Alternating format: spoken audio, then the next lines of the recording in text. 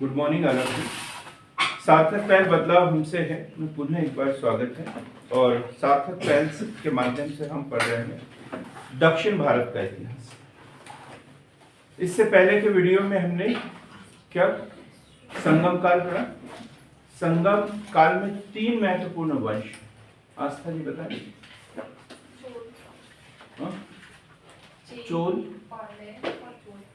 Chola, chair और पांडे। सबसे अधिक वर्णन किसका है? चेर का है। ये संगम जो हुए थे 3 संगम जिसमें तमिल साहित्य का संकलन किया गया था, ये किस साम्राज्य में किसके संरक्षण में हुआ था? पांडे शासकों के संरक्षण में हुआ था। पहली सभा कहाँ पर?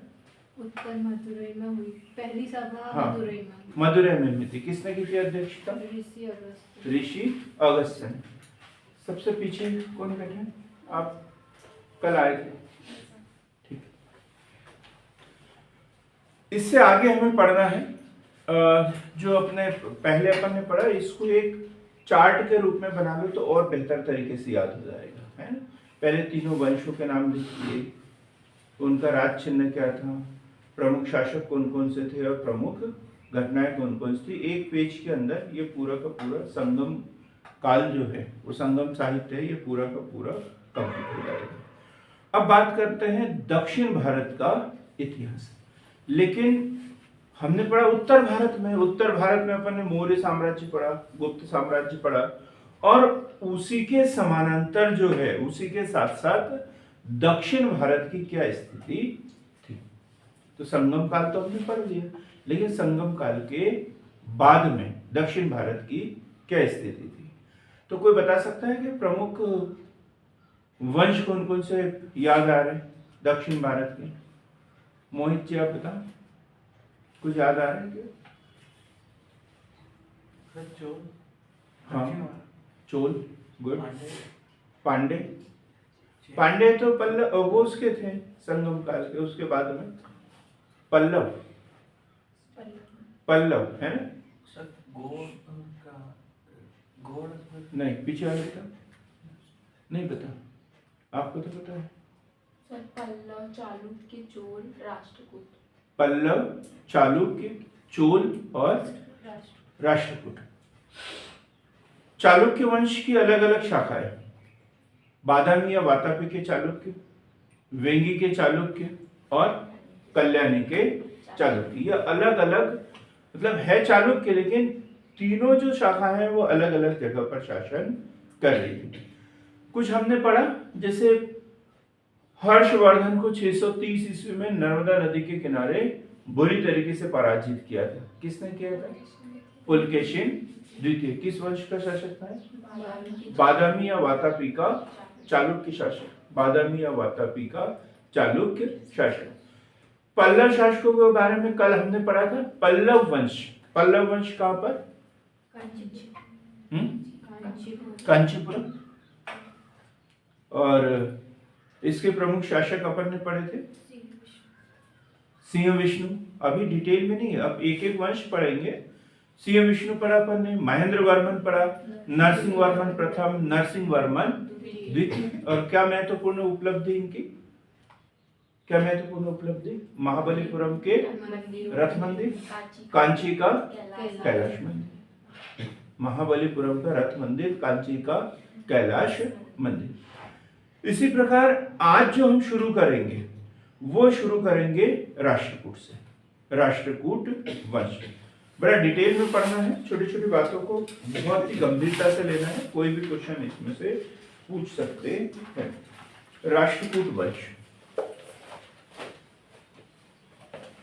राष्ट्रकूट वंश। क्वेश्चन पूछे जाएंगे इसमें से। अब राष्ट्रकूट, इनका जो शासन है पाल और प्रतिहार, गुज्जर प्रतिहार।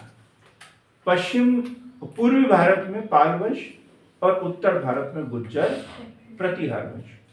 जैसे पहले भी पढ़ा अपन ने कि पहले जो भारत के शासन का प्रमुख केंद्र मगध था, और मगध की राजधानी क्या थी? पाटलिपुत्र। लेकिन धीरे धीरे जैसे गुप्त काल में ही मगध का पतन होना शुरू हो गया था, और जो पाटलिपुत्र है वो भी उजाड़ शहर था। वेंसोंग भी बोलेगा कि पाटलिपुत्र कैसा शहर था? उजाड़ शहर था। फिर अपन ने एक वंश पढ़ा था जिसकी राजधानी कन्नौज थी। कौन सा? मौखरी वंश। मौखरी वंश, इसकी राजधानी कन्नौज थी, और बाद में हर्षवर्धन की भी राजधानी कन्नौज रही है। हर्षवर्धन की राजधानी भी कन्नौज रही है। ठीक, तो कन्नौज ने है वो पाटलिपुत्र का स्थान ले लिया था। अब भारत के व्यापारिक रूप से या सुदृढ़ रूप से भारत का प्रमुख केंद्र कौन सा था? कन्नौज। 8वीं 9वीं शताब्दी में पाटलिपुत्र का स्थान किसने ले लिया था? कन्नौज। और कन्नौज पर अधिकार करने के लिए संघर्ष हो रहे थे, और इसमें किसने किसने भाग लिया था? राष्ट्रकूट, पाल और गुज्जर प्रतिहार। तो सीधी सी बात है, ये जो राष्ट्रकूट वंश है किसके समकालीन? राष्ट्रकूट वंश पाल एवं गुर्जर प्रतिहार वंश के समकालीन। पहला तो ये आपका नोट होना चाहिए, पहला पॉइंट। किसके समकालीन था ये? पूर्वी भारत में पाल वंश और उत्तर भारत में गुज्जर प्रतिहार वंश के समकालीन था। अशोक के अभिलेख की हम बात करें, अशोक के अभिलेख की बात करें, या सातवाहन वंश का नागनिका अभिलेख की बात करें, इसमें इनके स्थान की जानकारी मिलती है। इसके शासन की जानकारी नहीं मिलती, क्योंकि उस समय ये शासक नहीं थे, लेकिन ये इस वंश के लोग थे। इस बात की जानकारी मिलती है, इसे भी नोट कर लेंगे। अशोक के अभिलेखों में रठिकों का उल्लेख एवं सातवाहन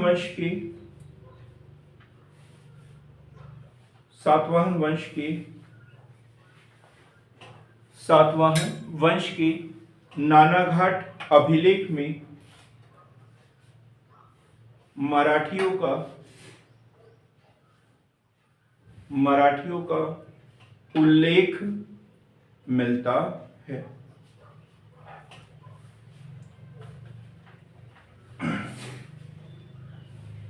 कहां पर था साम्राज्य इनका? महाराष्ट्र होना चाहिए, है ना? मराठियों का उल्लेख मिला है। ठीक, लेकिन अब जैसे भारतीय इतिहास में देखें तो गुजरात, गोवा, महाराष्ट्र, कर्नाटक का कुछ भाग, ये सब क्या कहलाता? कौन सा प्रांत कहलाता है? बॉम्बे प्रांत। क्या कहलाता था? बॉम्बे प्रांत कहलाता था।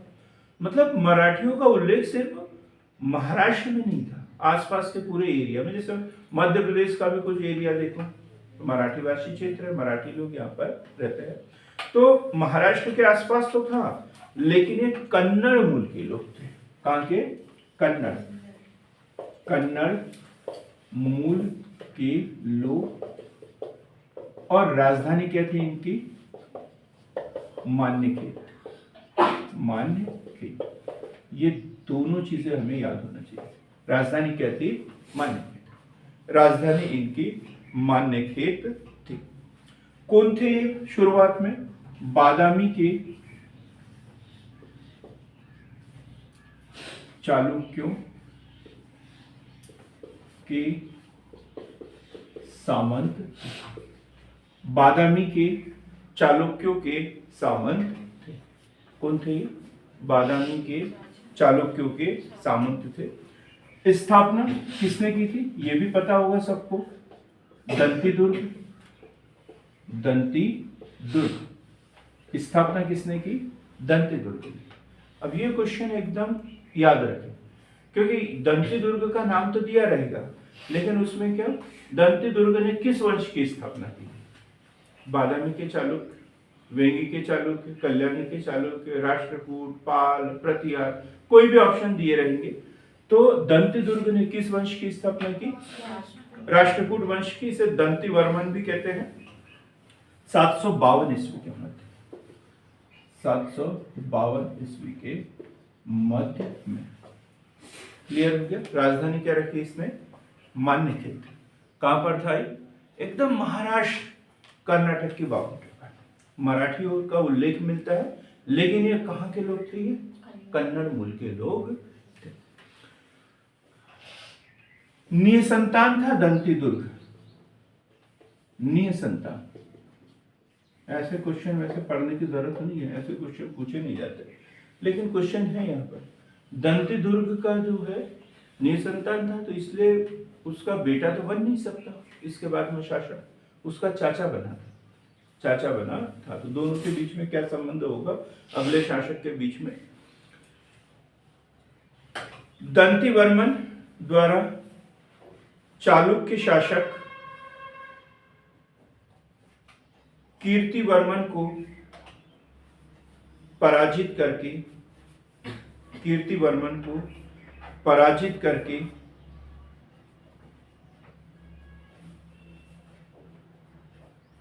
कीर्तिवर्मन को पराजित करके राज्य की स्थापना की। ये क्वेश्चन भी बना हुआ है, पीएससी ने पूछा है। उज्जैनी में हिरण्यगर्भ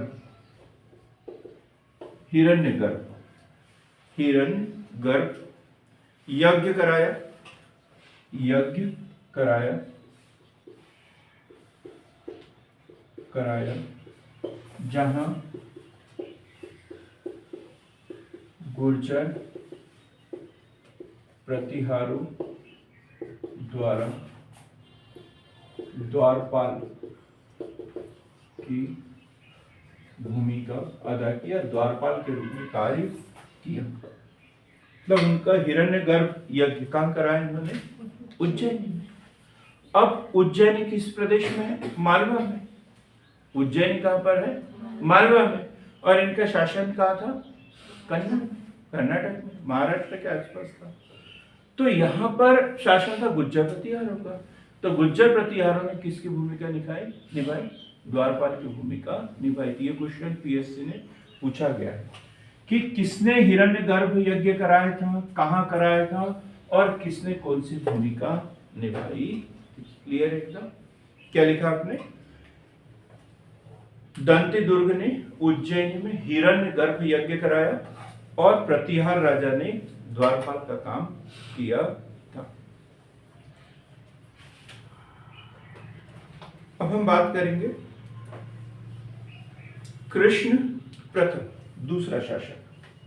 कृष्ण प्रथम, ये महत्वपूर्ण शासक कृष्ण प्रथम।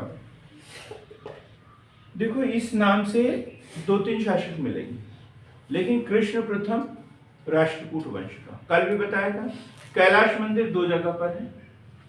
एक कहां पर है? एलोरा का कैलाश मंदिर, और दूसरा कांची का कैलाश मंदिर। यहाँ कंफ्यूज रहते हैं हमेशा, जो जीवन भर इतिहास पढ़ते हैं और ये क्वेश्चन आता है तो क्वेश्चन सॉल्व करते समय हाथ हिलने लग जाता है कि किस पे टिक लगा। तो इसलिए तुलनात्मक दृष्टिकोण से पढ़ ले। कांची का कैलाश मंदिर और एलोरा का कैलाश मंदिर। तो कांची का कैलाश मंदिर किसने बनाया? नरसिंह वर्मन। कल पढ़ा था अपन ने, नरसिंह वर्मन द्वितीय पल्लव वंश का शासक था। कभी कभी क्वेश्चन पूछ लिया जाता है कांची कैलाश मंदिर किसने बनाया है? तो किस वंश ने बनाया ये भी पूछ लेते हैं। काशी का नहीं, कौन सा? कांची का कैलाश मंदिर किस वंश के शासकों ने बनाया? तो पल्लव। और हम कहाँ की बात कर रहे हैं? एलोरा का कैलाश मंदिर किसने बनाया? राष्ट्रकूट शासकों ने बनाया। शासक का नाम दे दिया तो फिर किसने बनाया? कृष्ण प्रथम ने बनाया। ठीक। अब इससे पहले बता दिया कि दंती दुर्ग कैसा था, निसंतान था। निसंतान होने के कारण उसका जो चाचा है, ये कृष्ण प्रथम जो है, इससे एक पीढ़ी पहले का है, दंती दुर्ग का भतीजा नहीं है ये, दंती दुर्ग इसका भतीजा है। ठीक है, लिखेंगे दंती दुर्ग के निसंतान होने के कारण उसका चाचा 756 ईस्वी में शासक बना। 756 ईस्वी में शासक बना।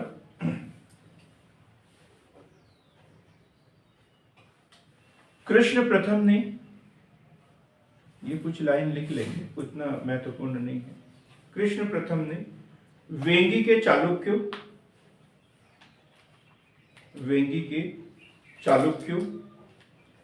एवं मैसूर के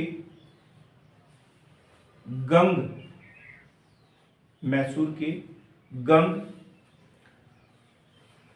ब्रैकेट में लिख लेंगे गंगराज भी बोलते हैं उसे, गंगराज को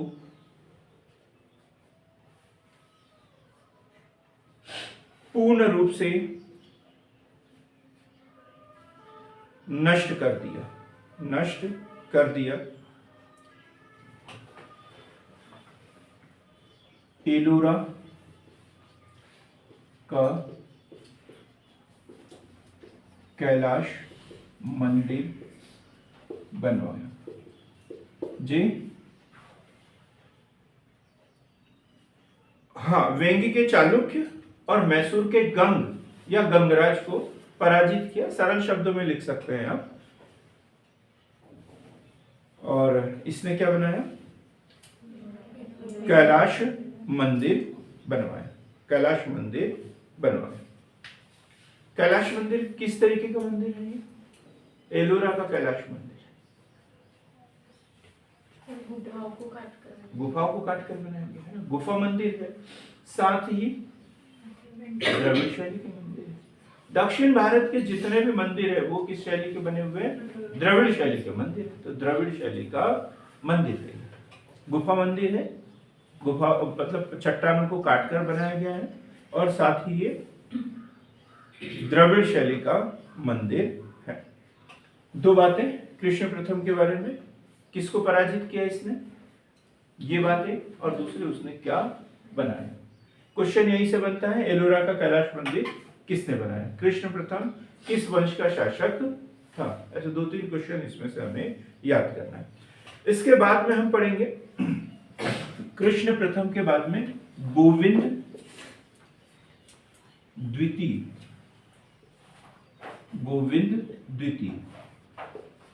कोई महत्वपूर्ण उल्लेख नहीं है वंशावली के लिए, एक फॉर्मेलिटी वगैरह है इसकी। गोविंद द्वितीय 774 से 780 तक, ये 74 ईस्वी तक शासन इसका, और ये 774 ईस्वी से 780 ईस्वी तक। कोई महत्वपूर्ण योगदान नहीं। अब महत्वपूर्ण शासक जो है वो है ध्रुव या धारा वर्ष। ये यहाँ के जो शासक है राष्ट्रकूट वंश के, उसमें ऐसे नाम है जिसका अर्थ कुछ अलग निकलता है। जैसे बहुत अधिक बारिश वाला, धारा वर्ष मतलब जहां साल भर बारिश होती हो, अकाल वर्ष जहां कुछ भी बारिश न होती हो। इस तरीके से इन शासकों के नाम का अर्थ निकलता है। कभी तर्कपूर्ण क्वेश्चन बने तो समझ जाना कि किससे संबंधित है, ये राष्ट्रकूट वंश से संबंधित है। धारा वर्ष या ध्रुव। त्रिपक्षीय संघर्ष अभी चर्चा की थी मैंने थोड़ी देर पहले, किस किस के बीच में हुआ था आप बताएं, कविता बताएं।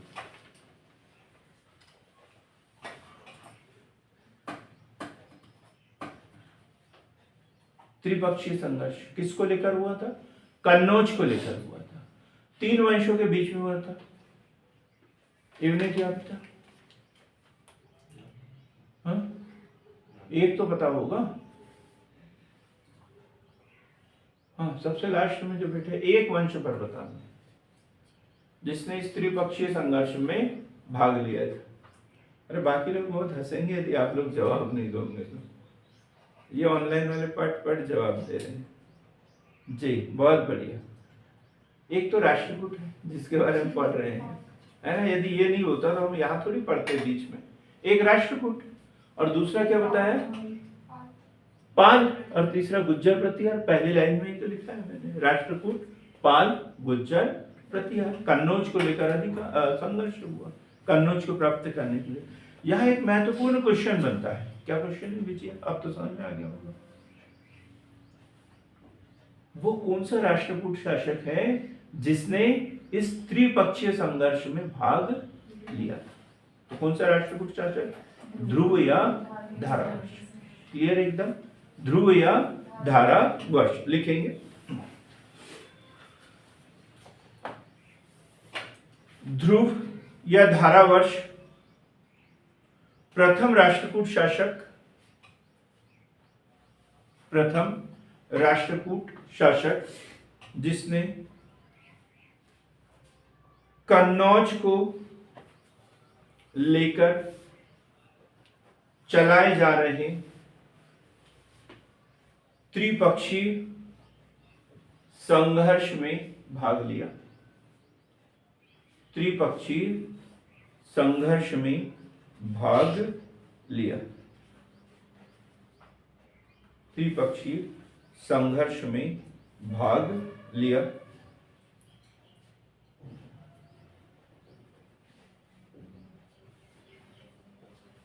उस धारावर्ष के समय प्रतिहार नरेश वत्सराज, प्रतिहार नरेश वत्सराज तथा पाल शासक कौन था? प्रिया? धर्मपाल, धर्मपाल, धर्म नहीं, धर्मपाल जी। पाल शासक धर्मपाल को पराजित किया, धर्मपाल को पराजित किया। अब क्वेश्चन बनता है यहाँ पर, पहला ही क्वेश्चन बनता है, जैसे त्रिपक्षीय संघर्ष अब तो क्लियर हो गया होगा, त्रिपक्षीय संघर्ष क्लियर हो गया ना। कन्नौज को प्राप्त करने के लिए हुआ था, किस किस के बीच में हुआ था? राष्ट्रकूट, पाल और प्रतिहार। प्रथम राष्ट्रकूट शासक कौन था जिसने भाग लिया? ध्रुव या धारावर्ष। किसको पराजित किया उसने? प्रतिहार नरेश कृष्णराज और पाल नरेश धर्मपाल। अब ये क्वेश्चन बनता है कि त्रिपक्षीय संघर्ष में प्रारंभिक विजय किसको प्राप्त हुई थी और अंतिम विजय किसको प्राप्त हुई? ये दो क्वेश्चन बार बार पढ़ाते रहता हूं। तो प्रारंभिक विजय किसकी हुई? राष्ट्रकूटों की, राष्ट्रकूटों की। और अंतिम विजय किसकी हुई? गुज्जर प्रतिहारों की। अंतिम विजय किसकी होगी? गुज्जर प्रतिहारों की। ये तब पढ़ेंगे जब हम गुज्जर प्रतिहार पढ़ेंगे। अभी तो इतना याद रखें कि प्रारंभिक जो सफलता मिली है वो किसको मिली है? राष्ट्रकूटों को मिली है। किस किस को पराजित किया इसने? प्रतिहार नरेश वत्सराज और पाल नरेश धर्मपाल को पराजित किया था। उत्तर के अपने सफल अभियानों के पश्चात ध्रुव ने अपने राज चिन्ह पर गंगा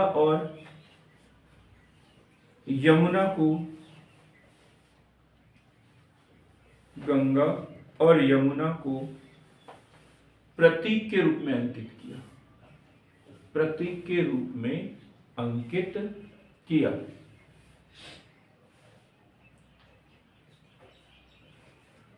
अब अपन ने संगम काल में पढ़ा, चेर शासक नेडुचेलिया, उसने क्या किया था? उत्तर भारत पर अधिकार करने के लिए समुद्र की पूजा होने के टाइम किसने?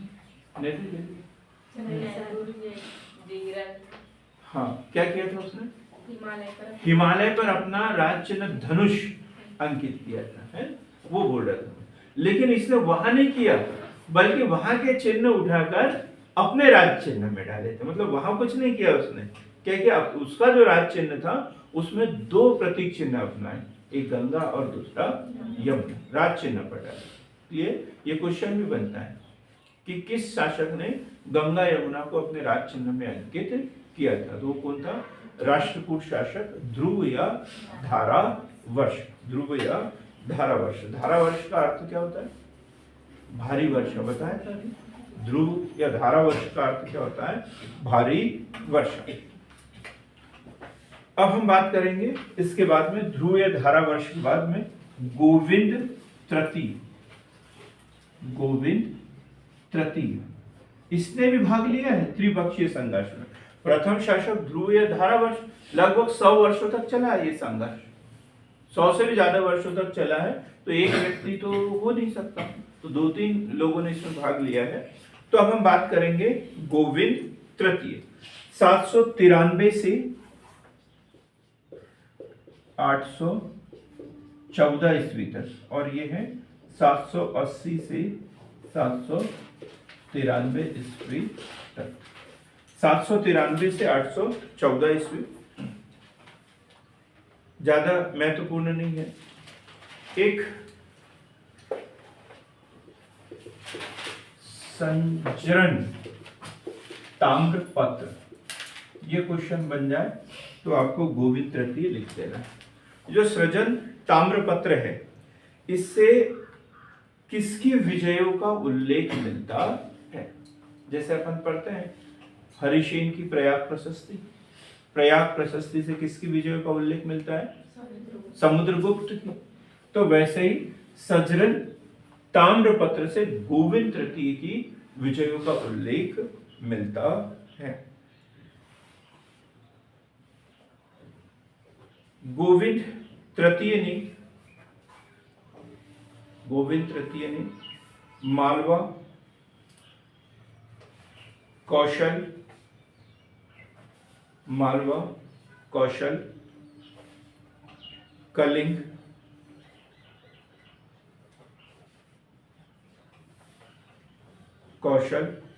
कलिंग, डाहल को पराजित कर अधिकार किया।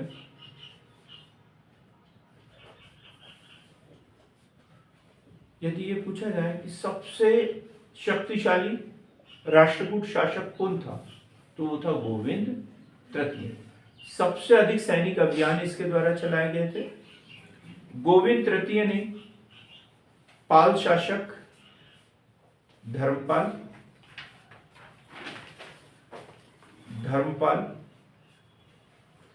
और प्रतिहार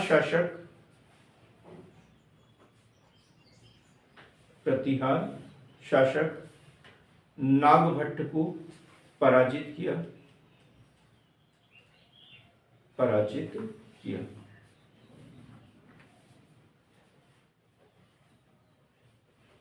अब शुरुआत में हम जाते हैं 752 ईस्वी में। 752 ईस्वी में दंतीदुर्ग, इसने कौन सा यज्ञ कराया था? हिरण्यगर्भ यज्ञ। कहाँ किया था? उज्जैन में। उज्जैन कहाँ पड़ता है? मालवा में। तब द्वारपाल की भूमिका किसने निभाई थी? किसने? गुज्जर प्रतिहार ने। तो अब यहाँ पर है गोविंद तृतीय के समय गुज्जर प्रतिहार से उसका संघर्ष हो रहा है और इसने पराजित भी किया।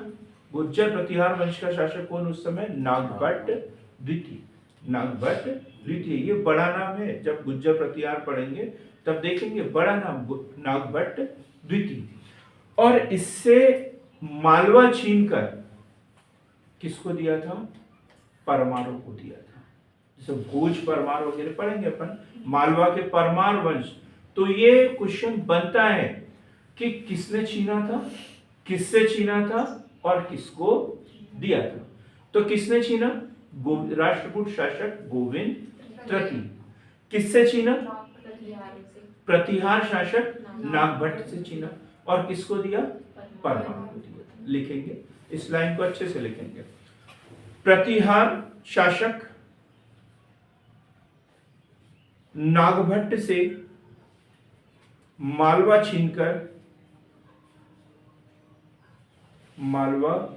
छीनकर परमार वंश के अधीन कर दिया था। परमार वंश के अधीन कर दिया था। फिर से एक बार अपन देखते हैं। यहां पर ध्रुव या धारावर्ष के समय पाल शासक कौन था? धर्मपाल। और प्रतिहार शासक कौन था? कृष्णराज। कौन था?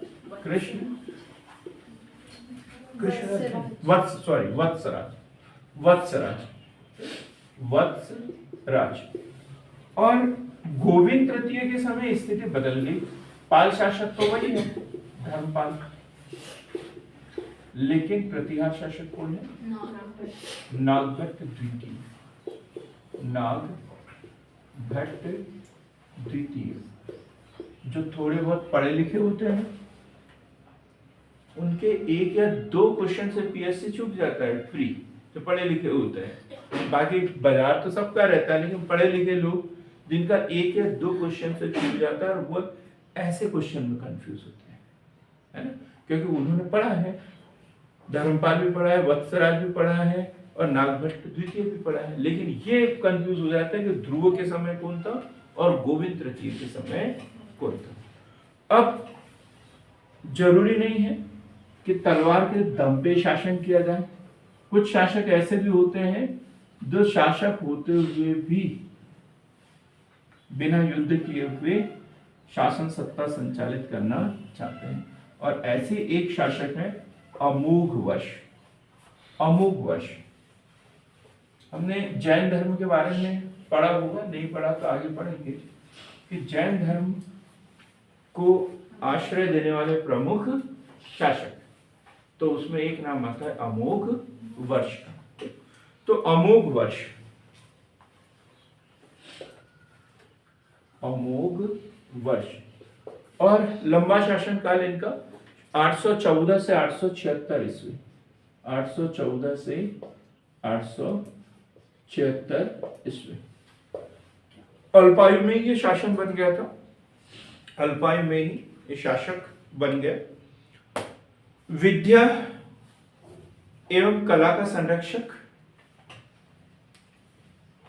विद्या एवं कला का संरक्षक। कन्नड़ भाषा में क्या लिखा है इसने? कन्नड़ भाषा में कविराज मार्ग, प्रसिद्ध रचना है कविराज मार्ग, कन्नड़ भाषा में कविराज मार्ग एक ग्रंथ की रचना की। 2017 या 18 के पीएससी में एक क्वेश्चन पूछा था, कालिका पुराण का संबंध कहाँ से है? आपने पढ़ा होगा सॉल्व पेपर में? हो ही नहीं सकता सॉल्व पेपर ही नहीं पढ़ी। पिछले साल तो मैंने सबको पढ़ने के लिए दिया था, और ये बोला था कि हर दिन का एक पेपर पूछना भी है, तो फिर ये चोरी हो गई फिर। हाँ, ऐसे में कैसे काम चलेगा? हमने दिया था ना, यहाँ से पूछते थे हर दिन। प्री का, हाँ प्री का सॉल्व, प्री के उसी की तो बात कर रहा हूँ। उसी में तो ये क्वेश्चन पूछा था कालिका पुराण। कालिका पुराण क्या संबंध है कालिका पुराण का? आप दोनों में से बता सकते हैं कोई? कालिका पुराण का संबंध कहाँ से है?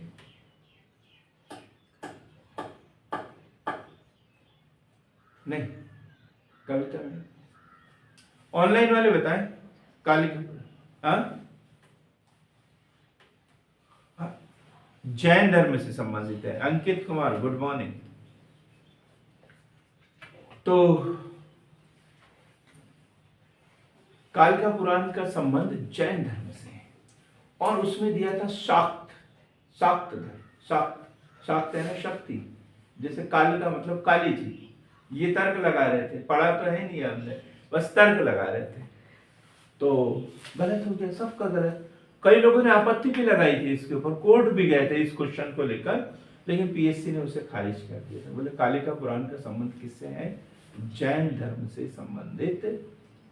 ठीक, तो ऐसा हो जाता है कभी कभी, नाम कुछ अलग होता है और धर्म कोई और। जैसे आदि पुराण, आदि पुराण की बात करें तो इसका संबंध भी कैसे है? जैन धर्म से। आदि पुराण का संबंध भी कैसे है? जैन धर्म से। अब ये यहाँ पढ़ रहे हैं, अमोघ वर्ष जो है वो काय का? विद्या कला का संरक्षक। स्वयं भी अच्छा लेखक था, कन्नड़ भाषा में उसने काय की रचना की? कविराज मार्ग की रचना की। उसके दरबार में जिनसेन, कौन थे? जिनसेन, और उसने काय की रचना की? आदि पुराण की। जिनसेन कौन थे? जैन। जिनसेन जैन। उसी प्रकार महावीराचार्य उनके दरबार में थे। महावीराचार्य, इनकी रचना पता है कि किसी को? महावीराचार्य की रचना गणिताचार्य, गणित सार संग्रह, गणित सार संग्रह, गणित सार संग्रह। महावीराचार्य उनके दरबार में थे और उनकी रचना कौन सी है? गणितासार संग्रह। संजन ताम्रपत्र के अनुसार, संजन ताम्रपत्र के अनुसार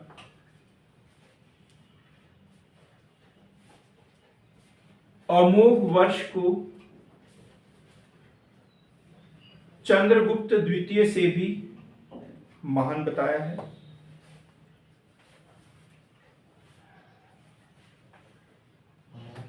महान बताया है, चंद्रगुप्त द्वितीय से भी महान बताया है।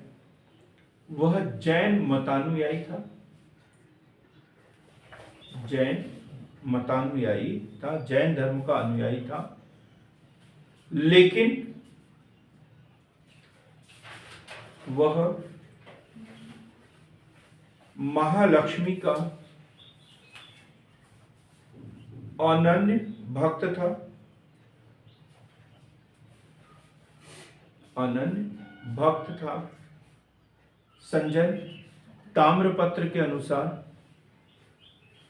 संजन ताम्रपत्र के अनुसार उसने बाएं हाथ की उंगली, बाएं हाथ की उंगली, बाएं हाथ की उंगली देवी को चढ़ा दी थी, देवी को चढ़ा दी थी। उसकी तुलना दधीची से की गई है, दधीची से की गई है। दधीची कौन थे? ऋषि। और किसको दिया था उन्होंने? इंद्र को। किसी राक्षस की हत्या करना था, वध करना था, तो इसलिए उन्होंने अपनी अस्थियां दान में दे दी थी वज्र बनाने के लिए। तो ऐसे ही इन्होंने क्या किया? अपनी उंगली दे दी थी, देवी को चढ़ा दी थी। इसके बाद में इंद्र तृतीय, इंद्र तृतीय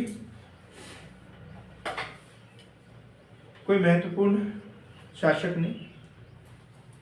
इंद्र तृतीय 915 से 927 ईस्वी का शासनकाल। अरब यात्री अल मसूदी, या क्वेश्चन बन सकता है। इंद्र तृतीय कौन आया था इसके समय? अरब यात्री अल मसूदी, ये क्वेश्चन पूछा जाता है।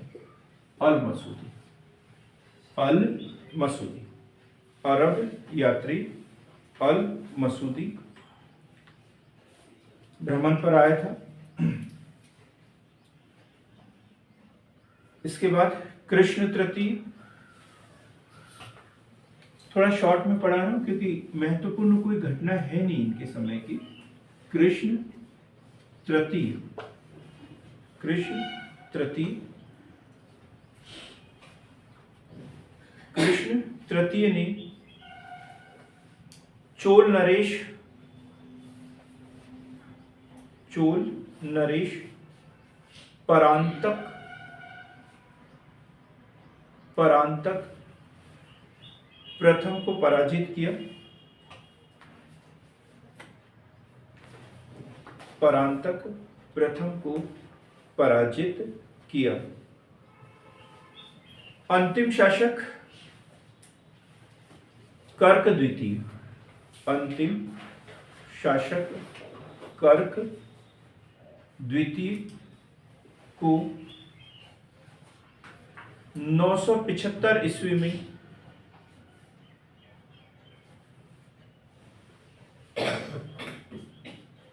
चालुक्य शासक तैलप द्वितीय ने, तैलप द्वितीय ने पराजित कर कल्याणी के चालुक्य वंश की स्थापना की, कल्याणी के चालुक्य वंश की स्थापना की। विजयवरम कब से कब तक? हाँ बता देता हूँ कब से कब तक रहा ये वंश? 752 से 975 ईस्वी तक, 752 से 975 ईस्वी तक। और 975 ईस्वी में अंतिम शासक कौन? कर्क द्वितीय। किसने पराजित किया इसे? तैलप द्वितीय ने, तैलप द्वितीय ने। तैलप द्वितीय को चालुक्य शासक। और कौन सा? कल्याणी का चालुक्य। इसी के बारे में कहा जाता है, क्या कहा जाता है? कहा राजा भोज, कहा गांगे तैलप। हम उसे गंगू तेली बोलते हैं, वो है नहीं, वो क्या है? गांगे तैलप। तो उसको भी पढ़ेंगे हम, डिटेल में पढ़ेंगे। तो इस वंश के प्रमुख शासक अपन ने पढ़ लिए जो महत्वपूर्ण थे। सबसे पहले कौन? दंतीदुर्ग, दंतीदुर्ग जिसने 752 ईस्वी में स्थापना की और मान्यखेत को अपनी राजधानी बनाया। उसके बाद कृष्ण प्रथम, महत्वपूर्ण शासक। कृष्ण प्रथम के बाद में गोविंद द्वितीय, गोविंद द्वितीय के बाद में ध्रुव या धारावश, महत्वपूर्ण शासक जिसने त्रिपक्षीय संघर्ष में भाग लिया। उसके बाद गोविंद तृतीय, ये सबसे शक्तिशाली शासक गोविंद तृतीय। इसने उत्तर भारत के मालवा है, कौशल है, कलिंग है, डाल है, इन राज्यों को पराजित किया था। मालवा भी छीन लिया था इसने, किससे? प्रतिहार शासक नागभट्ट द्वितीय से। और किसको दिया? परमार को दिया था। फिर इसके बाद में अमोघ वर्ष शासक बना। अमोघ वर्ष कैसा? विद्या एवं कला का संरक्षक। कन्नड़ भाषा में कविराज मार्ग की स्थापना की। और सृजन ताम्रपत्र में से चंद्रगुप्त द्वितीय से भी महान बताया गया है। दधीची से इसकी तुलना की गई है। ये बताया गया कि ये जैन धर्म का मतानुयायी था, फिर भी महालक्ष्मी का ये अनन्य भक्त था। एक बार उसने देवी को अपनी उंगली भी चढ़ा दी। ठीक। इसके बाद में इंद्र तृतीय, इंद्र तृतीय के बाद में कृष्ण तृतीय, कृष्ण तृतीय के बाद में कर्क, मतलब उसके बाद में वो जरूर नहीं, हमने अंतिम शासक पढ़ा। अल मसूदी किसके शासन काल में भारत आया था? इंद्र तृतीय के समय। ठीक है। यहाँ की प्रमुख कला में लिखेंगे कैलाश मंदिर, कैलाश मंदिर, कैलाश मंदिर। एलोरा किसने बनाया? ये कृष्ण प्रथम ने। किससे संबंधित है ये मंदिर? पीछे वाले बता, दोनों कोई बता सकता है। खड़े होने की जरूरत नहीं है, मैं अकेला खड़ा रहता हूँ, बहुत है इतना ही। हाँ बोलो। आपने क्वेश्चन नहीं सुना? एक कैलाश मंदिर जो एलोरा में है, गुफा मंदिर है ना? कौन सी द्रविड़ शैली में बना है, लेकिन किस भगवान को समर्पित है ये पूछा मैंने। हाँ आस्था जी आप बताएं। हाँ शिव को तो दक्षिण भारत में शिव नहीं बोलते, कर्नाटक में क्या बोलते हैं? नटराज। क्या बोलते हैं? नटराज। तो किसका मंदिर है ये? नटराज का मंदिर है। मैं 3-4 साल तक एमपीपीएससी की तैयारी करते रहा, लेकिन दोनों को अलग अलग समझता था। नटराज को अलग समझता था और शिव जी को अलग, लेकिन शिव जी ही नटराज है। ठीक, तो क्या क्या उत्तर किससे संबंधित है मंदिर? नटराज, नटराज से संबंधित है। फिर है एक महत्वपूर्ण, जैसे एलोरा और एलिफेंटा, ऐसा बोलते हैं। तो एलिफेंटा की गुफाएं, एलिफेंटा की गुफाएं, ये भी इसी वर्ग काल की। एलिफेंटा की गुफाएं, एलिफेंटा की गुफाएं, ये श्रीपुरी या धारापुरी भी इन्हें कहा जाता है। दूसरा नाम क्या है एलिफेंटा की गुफाओं का? श्रीपुरी, धारापुरी। और ये भी कैलाश, ये कैलाश मंदिर के साथ में ही बनी है, अर्थात कृष्ण प्रथम के समय से इसका बनना प्रारंभ हो गया था। या ये बोलेंगे कि गुफाएं हैं तो प्राकृतिक होगी, लेकिन नामकरण किसने किया था? तो राष्ट्रकूटों ने किया था, ये भी बोल सकते हैं। नामकरण किसने किया था? राष्ट्रकूटों ने किया था एलिफेंटा की गुफा। अब हम लिखेंगे एक और मंदिर इन्होंने बनाया था, वो है नौलिंग मंदिर। नौलिंग मंदिर, नौलिंग मंदिर, ये अमोघ वर्ष द्वारा बनाया गया। अमोघ वर्ष, अमोघ वर्ष द्वारा बनाया गया था। अमोघ वर्ष द्वारा बनाया गया था।